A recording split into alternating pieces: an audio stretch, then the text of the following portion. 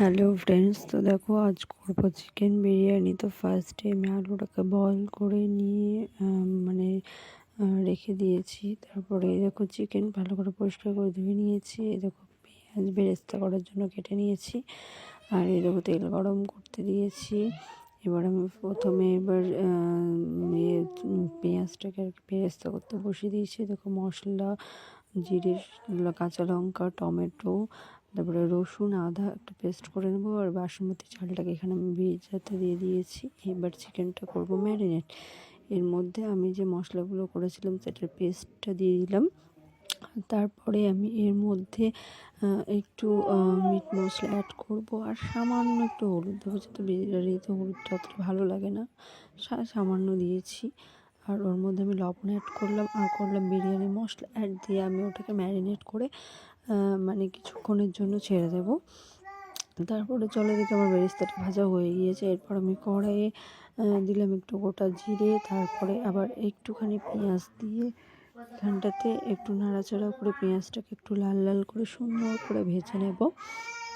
আমি এর মধ্যে না ওই গোটা কিছু গরম মশলা যেগুলো অ্যাড করতে ভুলে গেছিলাম। তো পেঁয়াজটা ভাজা হওয়ার পরে আমি এটাকে দিলাম, যেহেতু স্কিপ করে গিয়েছিলাম ওটা। তারপরে দেখো ম্যারিনেট করে রাখা চিকেনটা এর মধ্যে আমি দিয়ে দিলাম। এবার চিকেনটা দিয়ে দেওয়ার পর এটাকে ভালো করে নেড়ে চেটে নিয়ে সুন্দর করে চিকেনটাকে কষাবো যতক্ষণ না চিকেনটা ভালো করে রেডি হয়ে যাচ্ছে।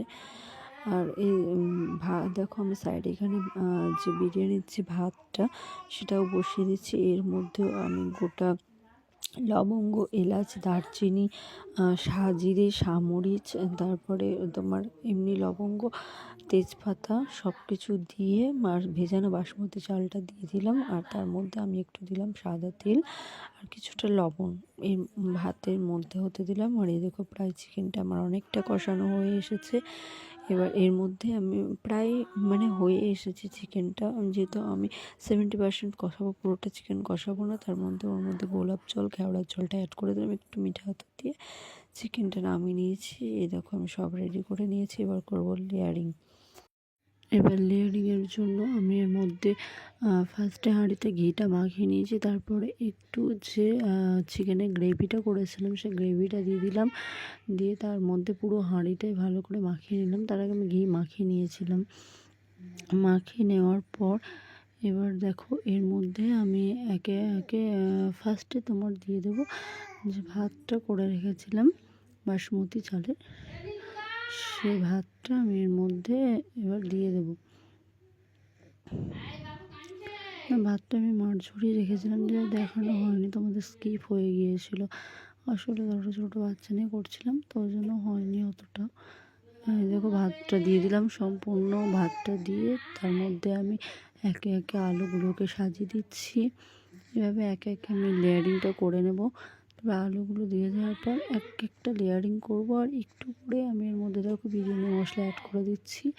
আবার এর মধ্যে আমি যে একটু ভাত ছিল সেই ভাতটুকু দিলাম। তারপরে এবার আমি চিকেনের পিসগুলো দিয়ে দেবো এর মধ্যে, আর বাকি যে আলুগুলো ছিল সেগুলো দিয়ে দিলাম, একটু বেরেস্তা দিয়ে দিলাম।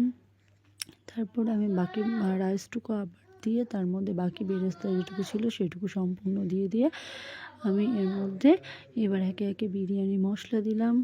আর সামান্য একটু লবণও দিয়েছিলাম, যেটা স্কিপ হয়ে গেছে, তোমাদের দেখানো হয়নি। এবার এর মধ্যে দুধে ভেজানো মধ্যে তোমার যে কেশর দুধ ছিল সেটা দিয়েছি। আর ওর মধ্যে গোলাপ জল, কেওড়া জল আর মিঠা আতর দিয়ে ওপরে একটু পুদিনা পাতা আমার বাড়িতে হয়েছিল, তারপরে কিছুটা পুদিনা পাতা দিয়ে এটাকে হাঁড়ি বন্ধ করে দিলাম। এবার আমি একটা চাটুর ওপরে এটাকে দমে বসাতে দেবো। তো হওয়ার পর তোমাদের দেখানো হয়নি, ভালো লাগলে তোমরা একদিন ট্রাই করো। টাটা।